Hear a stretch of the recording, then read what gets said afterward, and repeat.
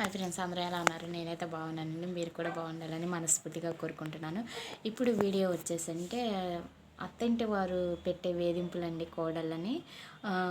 ఇది కూడా చాలా సెన్సిటివ్ ఇష్యూ అండి. నేను చెప్పదలుచుకుంది ఏంటంటే, ఒక ఆడపిల్ల కనుక మీ ఇంటికి వచ్చిందంటే ఆ అమ్మాయిని మీ సొంత కూతురుగా చూసుకుంటే బాగుంటుందని నాకు అనిపిస్తుందండి. ఎందుకంటే అందరిని వదులుకొని రావడం అనేది, ఎవరో తెలియని కొత్త ఇంటికి రావడం అనేది చాలా కష్టం.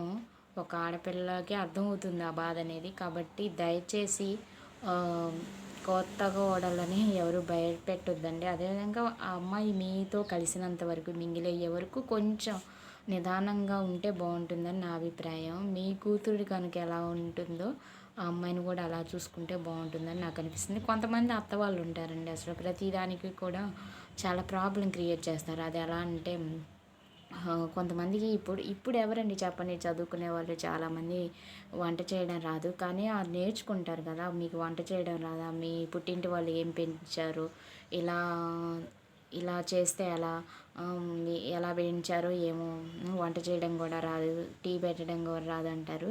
అదే మీరు కూడా పుట్టగానే ఏం నేర్చుకోలేదు కదండి. అది ఆ అమ్మాయి కూడా నేర్పితే నేర్చుకుంటుంది అనమాట ఖచ్చితంగా. ఇంకో విషయం ఏంటంటే అండి, ఆ లేడీస్ కూడా పాపం కోడళ్ళు కూడా ఉద్యోగాలు చేస్తున్నారు. వాళ్ళు చేసి ఇంటికి వచ్చి పని చేయాలంటే చాలా కష్టం అండి. కాబట్టి వాళ్ళకి వచ్చిన జీతంలో కొంచెం సహాయంగా ఒక పని మనిషిని పెడితే బాగుంటుందని నా అభిప్రాయం. అలా ప్రతి పని కూడా కోడలు చేయాలంటే చేయలేరండి. ఒకవేళ మీరు చేయగలిగితే చిన్న చిన్న పనులు చేయండి, లేదా ఒక మేడిని పెట్టుకుంటే బాగుంటుందండి. అదండి. ఇంకోటి ఏంటంటే సూటిపోటి మాటలు అనకుండా ఉంటే బాగుంటుంది. దానివల్ల మనసు అనేది విరిగిపోతుంది. పైకి చెప్పలేరు కానండి, సూటిపోటి మాటల వల్ల వాళ్ళ మనసుకి చాలా దెబ్బ తగులుతుందనమాట.